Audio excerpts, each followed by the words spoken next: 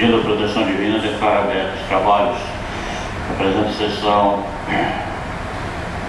do Tribunal Regional Eleitoral, Mato Grosso, somente cumprimentando a todos, consultando os ilustres pares de outros representantes do Ministério Público, que dispensam a leitura da ata dos trabalhos da sessão anterior. Silêncio de Vossa Excelência importará na aprovação da ata. A ata está aprovada.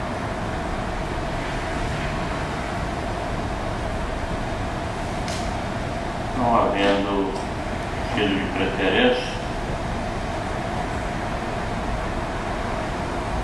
anuncio a quantidade de julgamento, processo 66/2011, a consulta eleitoral, interpretação da emenda constitucional número 58/2009, vereadores, fixação do número mínimo e máximo, Diamantino, referente Manuel Loureiro Neto, presidente da Câmara Municipal de Diamantino, parecer pela resposta às indagações formuladas na consulta, a relatoria do excelentíssimo Dr. André Luiz de Andrade Posetti, que na sessão anterior colocou no sentido de responder às consultas, a consonância com parecer Primador Ferreira Leite aguarda, o Gil Pérez Fernandes da Silva, na oportunidade de ocupar o relator, o João de Gataz aguarda, o Dr. Samuel Franco Galia também aguarda, o Dr. Pedro Francisco da Silva pediu vista e está com a palavra.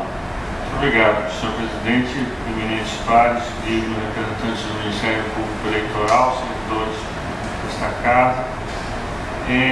Inicialmente eu quero esclarecer que eu concluí esse voto agora há pouco e tivemos lá na Justiça Federal um problema na internet.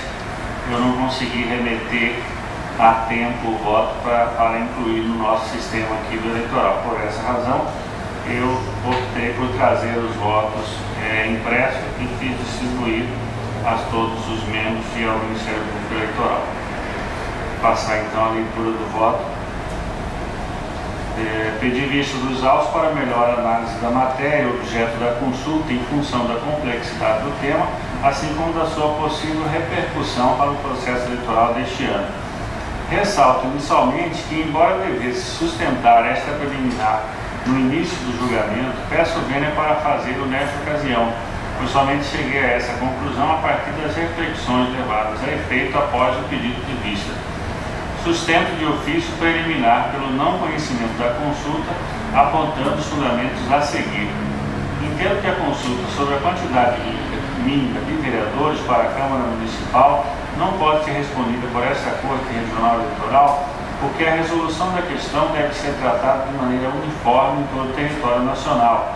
É sabido que a mesma indagação vem sendo suscitada em outros estados, de modo que a resposta pelos tribunais regionais eleitorais poderá causar inaceitável divergência sobre a correta interpretação da norma constitucional que trata da matéria.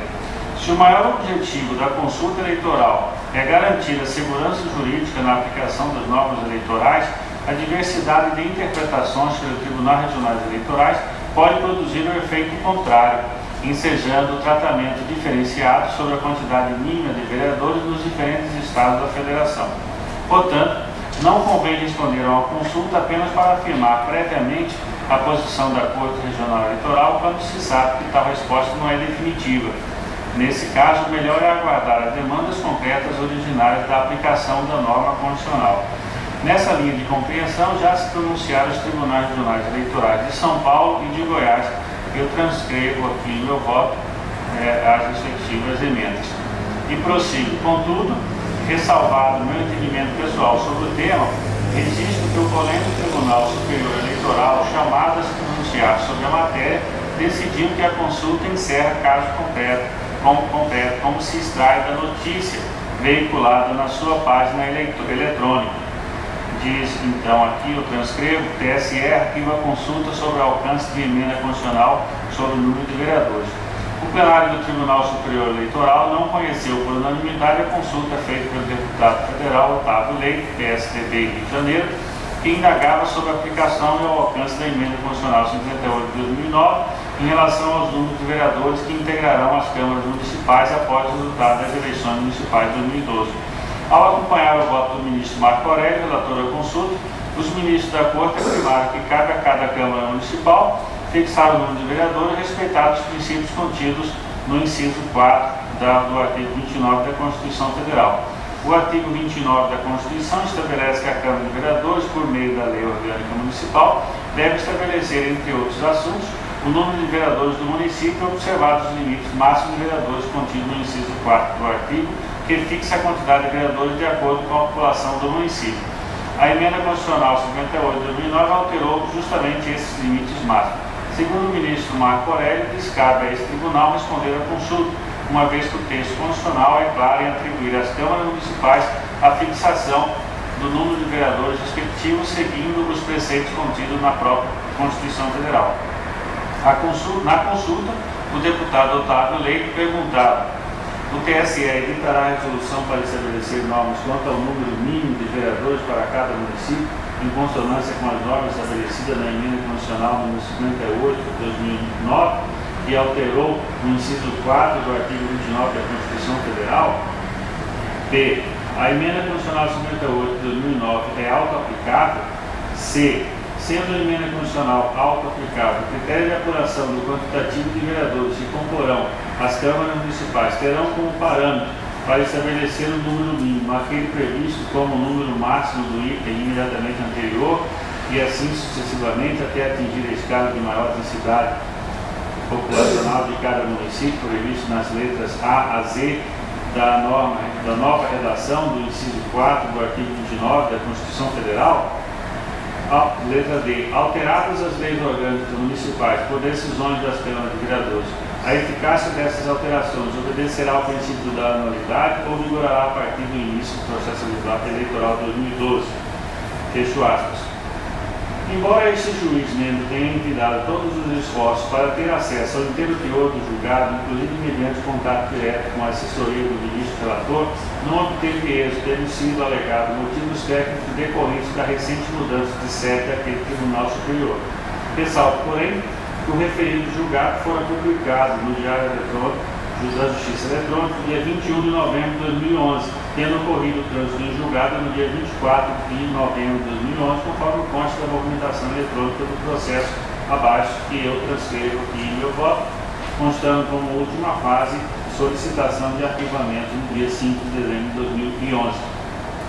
E prossigo para concluir, considerando que o Tribunal Superior Eleitoral já se pronunciou em caso semelhante a esse pelo não conhecimento da consulta, entendo que a prudência recomenda, nesta oportunidade e em face deste instrumento processual, adotar a mesma posição, reservando-se apenas para apreciação de eventuais controvérsias concretas decorrentes da aplicação da norma constitucional em comento, razão pela qual voto pelo não conhecimento da presente consulta. Então, voto, senhor presidente, e submeto essa preliminar, então, à Corte.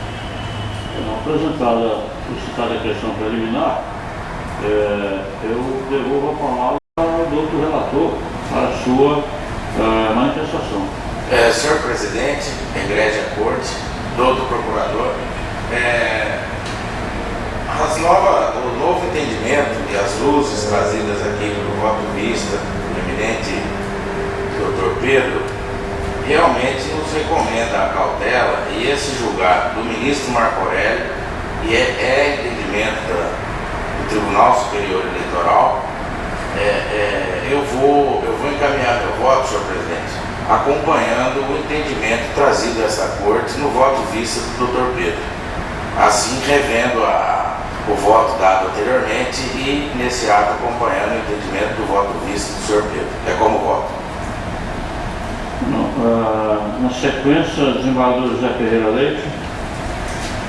Senhor presidente, as razões de fundamento expostos no voto do doutor Pedro, com Pedro Luiz Alves, não deixa espaço para discordar da linha por ele traçada relativamente ao não conhecimento da consulta,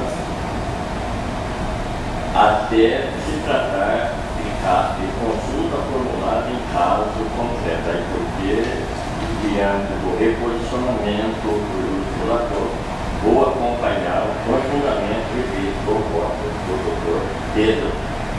É um voto. Doutor Gil Pérez Fernandes da Silva. Vossa Excelência tinha comprado o relator, mas como a posição de preliminar. Excelência, também apenas naquele dia eu não registrei, que também iria aguardar como foi o desembargador, Zé Pereira, mas hoje, inclusive diante dos esclarecimentos que foram feitos, né? E também com a própria revisão do voto por parte do eminente relator, não tenho dúvidas, com esses esclarecimentos agora trazidos neste plenário, em acompanhar o relator com base no voto dado pelo pedido de vista do Dr. Pedro. Dr. Jones Gataz Dias. Também revejo, senhor presidente, voto para acompanhar o voto de vista. Dr. Samuel Franco da Areia Júnior. Da mesma forma, senhor presidente, acompanho o voto de vista.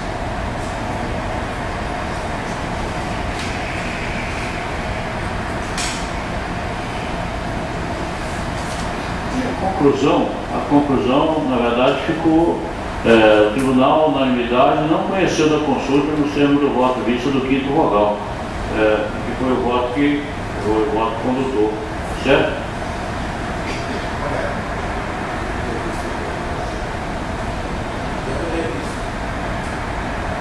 Bem observado aqui pelo Samuel,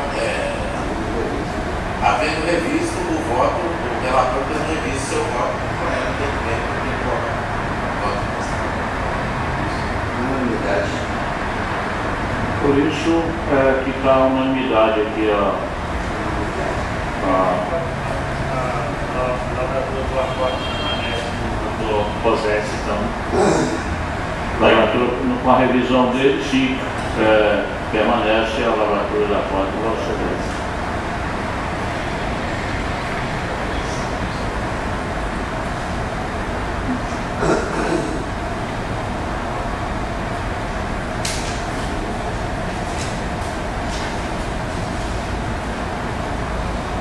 Parte 02 da pauta,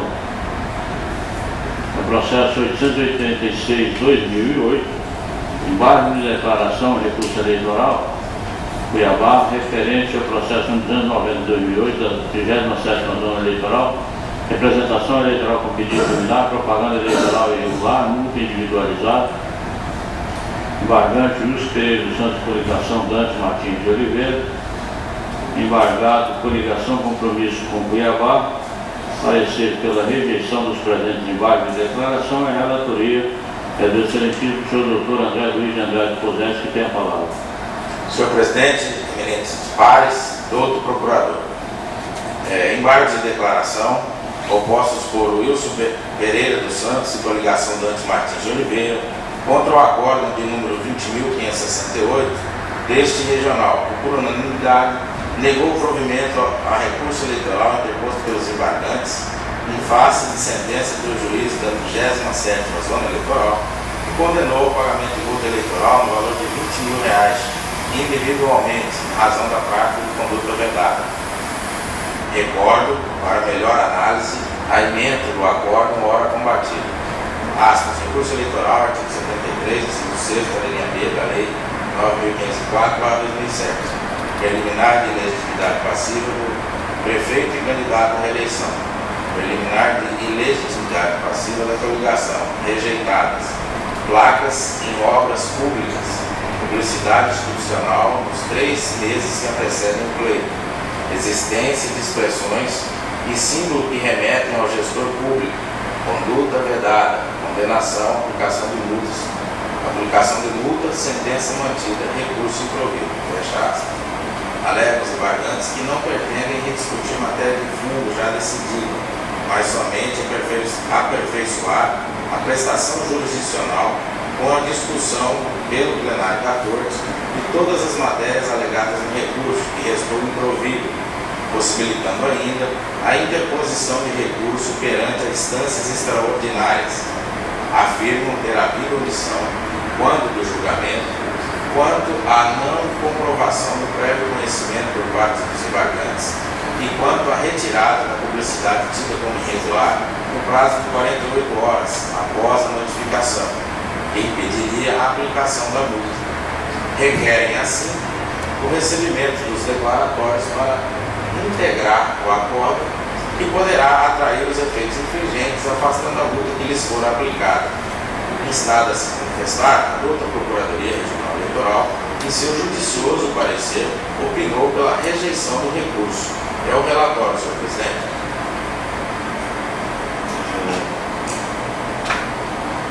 Não existe parecer, né? Agora eu continuo com você. Não verifico no caso em apreço nenhuma das hipóteses de cabimento dos embargos declaratórios previstos no artigo 275 do Código Eleitoral, diante da ausência de ponto obscuro, contraditório ou omisso no Acordo 20.568 de 21 de setembro de 2011. Equivocam-se os embargantes ao tentar identificar duas supostas omissões no acordo guerreado. Em primeiro lugar, foi enfrentada a questão do prévio conhecimento da conduta vedada. Ao decidir sobre o mérito da questão, o eminente relator à época, Dr. Samir Hamud, destacou no seu voto, verbis, aspas, pelas circunstâncias que envolveram a publicidade impugnada, local, placa colocada em uma das principais e mais movimentadas avenidas de Cuiabá, e tempo, aspas, como alegado, a placa foi colocada antes do período vedado e permaneceu além desse período, fecha parênteses, impossível aos recorrentes alegarem o seu desconhecimento, fecha aspas. Ambos tiveram a legitimidade passiva declarados por esta Corte por serem os responsáveis e beneficiários diretos da conduta vedada, que por certo já afasta a alegação da ausência do prévio conhecimento. Ademais, o primeiro embargante era, à época, o principal gestor da capital e também candidato à reeleição, e indiscutivelmente conhecia e autorizava a vinculação da divulgação das obras realizadas no exercício do seu governo, cuja placa batizava o nome da prefeitura, assim como o logotipo característico da sua gestão, representado pela figura de um peixe nas cores verde e branco. Por sua vez, como se depreende dos autos e da decisão hora guerreada, a segunda embargante, coligação Dante Martins Oliveira, não só conhecia, como também se beneficiava da propaganda irregular vinculada, objeto da sanção pecuniária no valor de R$20.000, que lhes for aplicada individualmente, nos termos do artigo 53, parágrafo 4, e 8º da Lei 9.504/97, e artigo 42, inciso 6º, linha B, parágrafo 4º da Resolução TSE 22.718. Portanto, como bem destacou o digno relator, era impossível aos recorrentes alegarem o seu desconhecimento, dadas as circunstâncias que envolveram a propaganda impugnada, tal como local, tempo e repercussão das placas em obras públicas, como expressões e símbolos que remetem ao gestor público, trazendo benefícios à campanha eleitoral, afastam a alegação da ausência do prévio conhecimento. Inexistente, pois, a omissão relativa ao prévio conhecimento aumentada pelos recorrentes. Passando à análise da segunda omissão apontada pelos embargantes, relativa à retirada da publicidade tida como irregular no prazo de 48 horas após a notificação, que em tese impediria a aplicação da multa, cuja matéria não teria sido enfrentada pelo relator, entendo que também não merece prosperar, pelas razões que passo a expor. A primeira é de que o ato da retirada da publicidade no prazo legal não impede a condenação pecuniária, por se tratar de acumulação de sanções, quais sejam suspensão imediata da conduta vedada e multa, inteligência do artigo 42, parágrafo 4º da Resolução TSE. A segunda é de que, ao pronunciar a sua decisão, os órgãos do Poder Judiciário não estão obrigados a rebater um a um os argumentos trazidos pelas partes. Basta que se manifestem seu convencimento na forma fundamentada nos artigos. No artigo 93, inciso 9 da Constituição Federal. Assim, se a decisão está posta de forma clara e fundamentada, como é o caso do debate, ausente qualquer omissão, obscuridade ou contrariedade ao acórdão ora recorrido, não há que se falar em afronta ao artigo 275 do Código Eleitoral. Posto isto, ante a ausência de qualquer reparo a ser feito na decisão colegiada ora combatida, conheço os embargos de declaração em apreço e nego-lhe provimento. É como voto, senhor presidente. Senador José Ferreira Leite. Como relator, presidente. Dr. Gil Pérez Fernandes. Também de acordo com o relator. Dr. João Desgatais. De acordo, senhor. Dr. Samuel Franco Daria. Acompanho o relator, senhor presidente. Dr. Pedro Francisco. Acompanhe, senhor relator.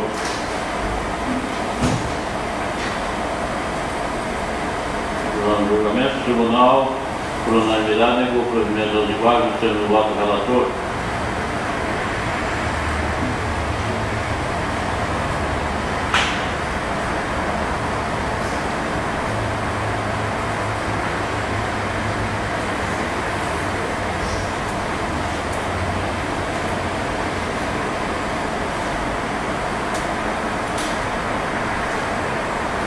Houve uma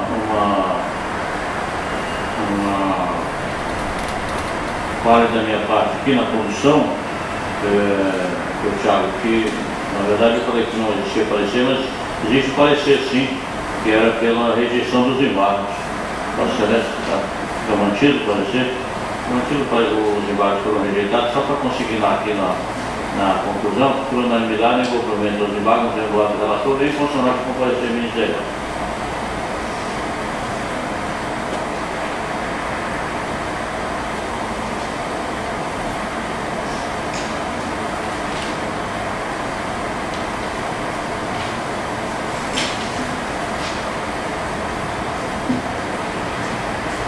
Matéria administrativa, processo 666-096-2011, requerimento de remoção da votação provisória dos servidores Adriano Meirelles, Borba e Marina Coutinho, Teodorio de Oliveira Borba, requerente Adriano,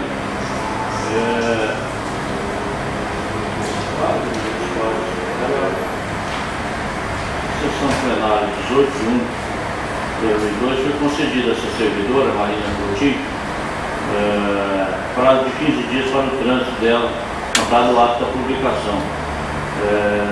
Acontece que ela somente poderá apresentar-se na jurisdição que vai prestar após a tomada de posse da analista judiciária que vai para outra vaga dela. Por isso, o voto aqui é no sentido de suspender esse prazo para que ele, da servidora Marina Coutinho Teodoro de Oliveira Borba, foi removida da 16ª zona eleitoral para a 53ª eleitoral, até que se defina o período de deslocamento do seu cônjuge, Adriano Meirelles Borba, para a 53ª zona, até que ele seja efetivado lá. Por isso está suspenso esse prazo de trânsito, era de 15 dias, suspenso até a efetivação da posse do seu marido para poder fazer a publicação. Correto? Fica referido o outro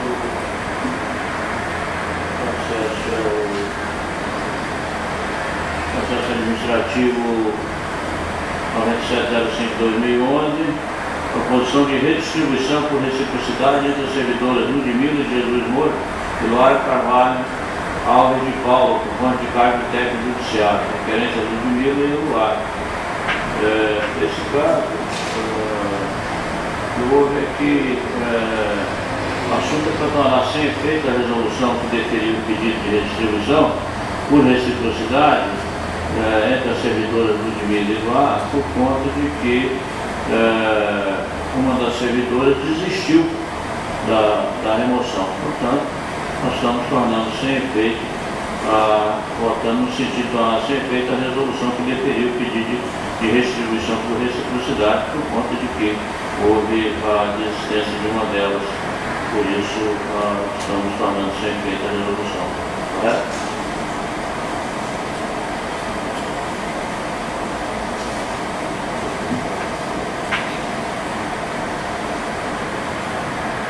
Bem, agradecendo a presença de todos,